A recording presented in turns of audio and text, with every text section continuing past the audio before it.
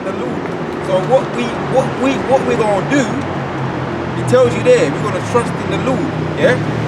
Because some brothers, I mean, in the flesh what might want to worry and start to think about, well, what can we do? Should we start hoarding? I mean, you can be practical on it. You know what they say. You can be practical in areas. Some brothers are going to get into it. Some brothers are saying what they had. You know, it's all of the spirit. You know, some brothers say I ain't really going to get down like that.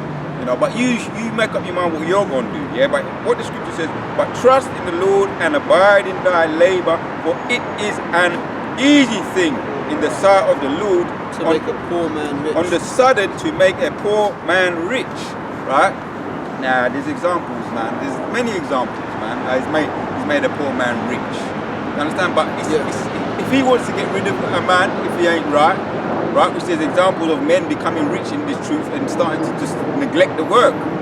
Not want to do the work anymore. There's examples on that end, right? And there's other examples. You understand? But he is of the Most High. And let me say this too, because to your point, right? When we're coming to the tipping point, sometimes the Most High sends you little bones or gives you little gems here and there. I had this vision, right? This was way before we were talking about all, you know, the economy and stuff. That a charity, and now I come to the point. It says I was looking at my yard, right, through my window, and it was really airy outside. I think it was around the time of there's some fogs happening here and there. And I remember just seeing a chariot coming down lower and lower and lower and lower. And everything was like, it was an EMP. I sometimes refer to this. It was an EMP outside, the blackout, right? And the chariot came down so low, right? Everything was off, that all my things came on in the house, man. Oh, wow. All the computers. So I was able to, because we was actually talking about this with one of the brothers. Give me something so I can back up all my stuff just in case. So I can back up my videos, because I was new to all the technology side of it. So I was worried about losing my technology, my videos and all that. As in that I wanted to keep everything. But anyway, I didn't get that. And back to the vision. The vision now was the chariot came down so low. We sometimes look at our window, we see the chariot, but in this case, in the vision, it came down so low.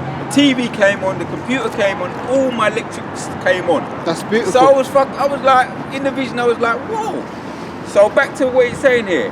For it is an easy, but trust in the Lord of Sirach 11 and 21. But trust in the Lord and abide in thy labor. Basically, don't get bogged down with what you see on the edge of the tipping point. Don't go, keep doing the work, man. That's right. Yeah, and if possible, I'll carry on. For it is an easy thing on the side of the Lord, on the sudden to make a poor man rich. I've had letters where I've had just letters. I don't know how the Most High going to do it, but a little appetizer where saying, oh, you got some money, just money out of nowhere. Government's giving me some money, like, okay, let me just go and top up my fucking thing then. Telling me that it's for that, what they call it, the economy, cost of living. So I just went and I did what I had to do. You know, I mean, what can I say? Structure. Whatever happened, I was to say, likewise, I've had a few bones thrown to me as well that way. That's I was just expecting.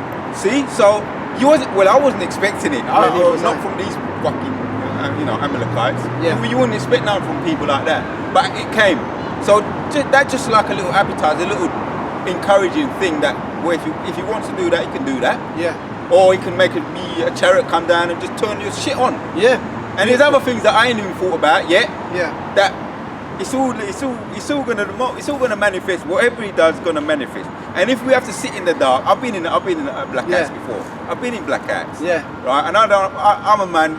If you know my condition, right? I'm not into the reading thing. Yeah. Right. But I started reading, man. In the blackout.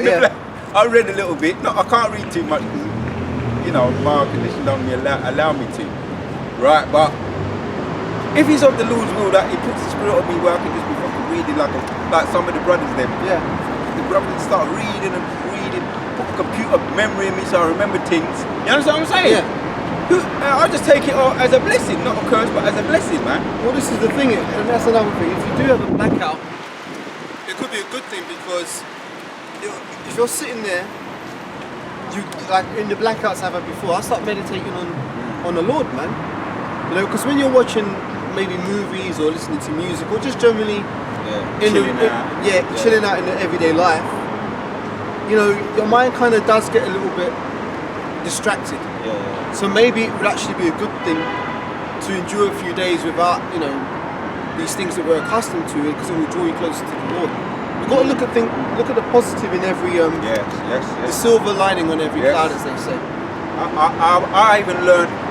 I mean, sometimes you can learn from Esau. We know that, right? And they done a little thing, like they done a on the wall where it's Jehovah's Witnesses. But you know, you got in Jehovah's Witnesses, right?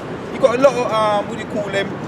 Worldly people like doctors and lawyers. And, you understand what I'm saying? Educated people. Remember, this is Esau's kingdom. Yeah. So we done a little, and also what do they call them? Psychiatrists, all those kind of people. And he done a thing like if you put a whiteboard, right, and put a dot on the whiteboard. What are you seeing? What are you focusing on? Everybody focuses on the dot. But you're not seeing the whole whiteboard. Yeah, and the same one is, I've got a glass of water, it's half full. Is it, you know, you say to some people, what is it? Half full or is it half empty? You got the pessimists where we say, well, it's kind of half empty. There's the pessimistic people, like half of the crowd, and then you got the optimists, it's half full. Yeah. Now, we can be either pessimist or optimist, depends, innit? Yeah. But as you say, we're through the power and the spirit of Yahweh Hashem Yeshua. I read down, of Surah 11 and 22 says, the blessings of the Lord is the reward of the godly. Now that will help me to be optimistic, positive, right? And suddenly he maketh his blessing flourish, right? So a little bit of faith, right? The blessing of the Lord, and then it's like a domino. When we start to see little things that he's going to do, I'm talking through the Spirit. When we start to see things that he brings us through, we look back and say, wow, how did we got through that? Yeah, we exactly. got through it. Boom, your faith is grown. Yeah. You've grown a couple of inches. You understand? Yeah. Right, and then again, you've grown a couple more inches. You're just going to grow, you're going to flourish, man. Yeah. Like the flowers, man. It's like a wind or something. Yeah, I was going to just add to your point. Sometimes growth spurts can happen very rapidly. For example, like if you've got a flower and you plant it and you're watching it, you may see it like just a little bit each day, just getting a little bit bigger. And then all of a sudden you come down one day and overnight the flower has bloomed. So like in a very short space of time, a huge growth spurt has occurred. So in relation to this truth, you know, we're going through our everyday trials and tribulation, but when we hit the times of Jacob's trouble, huge growth spurts are going to occur. Either you're going to have a huge growth spurt and overcome the adversity, or you're going to fall out. It's like the cut. Is that Amnon? You like Amnon? I didn't see her face. She looked like Moab or Amnon, but she was checking us out, man. Like watching the spirit, she was taking selfies and she was hanging around a bit. Okay. I'm just talking as men here. I didn't even notice it. She looked like Amnon or Moab, one of them women there. She looked like, she's still hanging around. You know, when that's a sign when see me playing, that's flirting. Yeah, that's flirting. I'm into body language. Look, she's still smart. Got stuck here, man. Don't forget what you're saying. Growth spurts. Yeah, when we go through Jacob's trouble, either you're gonna grow up or get gone. You know, you have to either rise to the occasion or get left behind, man. This is the thing. This is the Most High sifting, man. All these tribulations, like, you know, the energy thing. This is sifting. Let me bring this out though, because this is Baruch 3 and 8, because we're supposed to remember where we are. It says, behold, we are yet this day in our captivity, where thou hast scattered us for a reproach and a curse, and to be subject to payments, according to all the iniquities of our fathers, which departed from the Lord our power. Now, this is a good one. Let me read it again. Behold, we are yet this day in our captivity. So, if you're a captive, man, you should want to come out of captivity. You shouldn't want to be comfortable in captivity. If you're comfortable in captivity, that means you're a destroyed person. Like, for example, a lot of the Jake walking up and down in this society, they're comfortable in Babylon even though they're catching hell. So they're just happy to go along to get along because they've got no fight left in them. Yeah. The whole world has beaten them down to the point where they can't, it's too much, I'm just going to accept who I am. And on the treadmill, that rat Yeah, running in circles, yeah. And some of us have been there. We've been there, getting, I've got to get up in the morning and go to work again and make my money, and maybe you hear some abuse, and tomorrow do the same thing again. Yeah. When one of my first jobs up where I used to be, it's just like, man, oh man. But I remember actually thinking, yeah, I got a job now, and I was looking forward to going to work. Yeah. That was fucking wicked, man. But what you're saying, we got used to that, being happy to be slaves. Yeah. And they say that the best slave is the happy slave. Yeah. So they say, Jake, we don't make good slaves, but when we're awake we don't. But when we're asleep, we make the best slaves. We do.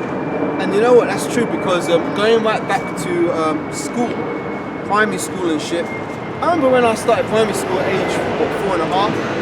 I remember thinking to myself, but this is just like having a job.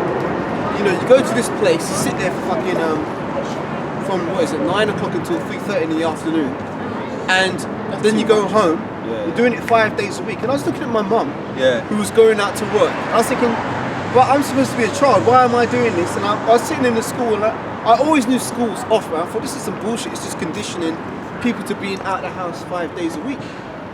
You know, so basically, I never really vibed with school. And the reason why I'm saying that is because spiritually, my spirit wasn't with it. Yeah. Because I could perceive what it was. But there's a lot of people who go through that whole thing, then they come out and, oh yeah, I got a job. And they're so happy to go and slave for Esau. Now, I'm not saying that work is bad, work is good.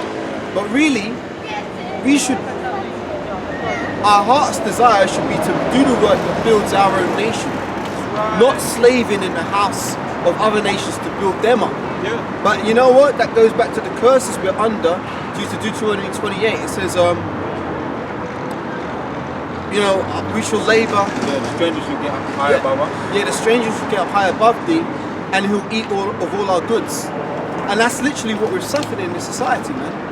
But going back to Baruch 3:8, it says, behold, meaning look, behold, we are yet this day in our captivity, where thou hast scattered us for a reproach. Now, a reproach is not a good thing, man.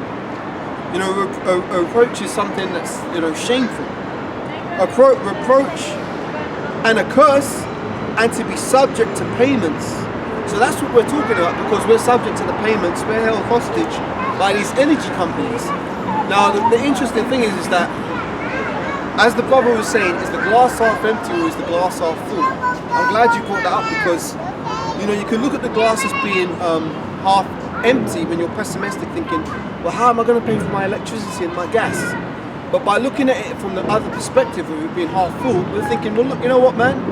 This society can't continue much longer under these circumstances, because it's unsustainable. You know, think about it, right? In order for this cost of living crisis to be rectified, one of two things has to happen.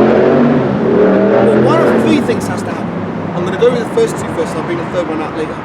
First of all, the energy companies could reduce their price, right? Now, I've lived a couple years. I'm not the oldest man, but I'm not the youngest man either. And in all my lifetime, I have never seen energy prices come down. Someone could correct me if I'm wrong, but I'm speaking from my own experience. But it always goes up. Like, it never goes down, it always goes up, right? Yeah, what comes up, the old joke, what goes up and never comes down, inflation. That's an old joke, ladies. Well, there you go, the brother's just confirmed what I'm saying. So the energy prices are skyrocketing now, right? I don't see them falling from this point. So the second thing, observation is, in order for this cost of living crisis to be rectified, maybe people's wages will have to go up to meet the new cost of living, to bring the balance of, how do you say, the disproportionate balance between the cost of paying for energy. Maybe people's wages will need to increase to match the new exorbitant costs. But I don't see that happening. So what's the third possibility?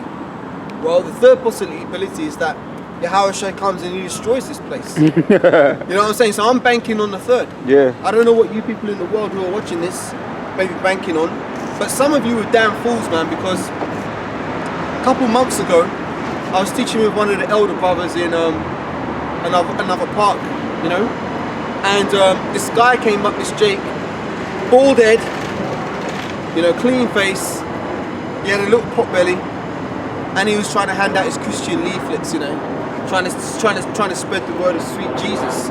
We were telling him the truth of the scriptures, and he was listening. But when we started to talk about the colour of the Lord, the guy was saying, "Oh, I've got to go now." I'm like, "Why are you running, man? Where are you running to?" He goes, "Oh, I want to go home, and I want to watch the political leadership debate on TV. Obviously between the Conservatives, Rishi Sunak and Liz Truss." So the guy was trying to run down the road to go home and put on BBC to watch fucking Question Time or whatever with Liz Truss and Rishi Sunak, thinking that he's doing something for the betterment of the society. You know, trying to be a responsible citizen by making the right choice on voting for which leader comes into power. Now that guy, he wasn't going to get this truth anyway because he was an old bottle, but I'm saying that to say he put his faith in Esau's political system rather than putting his faith in the Lord. And where's it got him, man? It got him a prime minister that couldn't even survive 45 days in office. Come on, man. And you're there thinking, well, yeah, well, if I go into the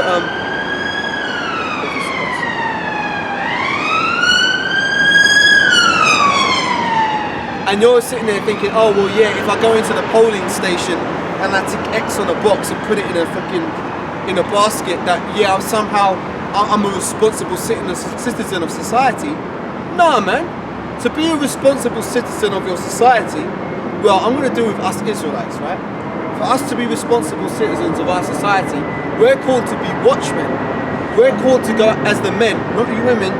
As men, we're commanded to go out and feed the sheep. Go ahead, thank you for what? Carry on, though. Yeah, we're commanded to be circumspect. For our enemy going for battle as a roaring lion, seeking whom he may devour. You know, that roaring lion is sometimes the whole political sphere. You know, getting caught up in, well, if we vote for Labour, you know, they're going to do this or do that, or if we vote Conservative, they're going to do this or do that. You've been deceived, man, because there you are putting your trust in Egypt. What does the scripture say? Woe to them that go down to Egypt for help.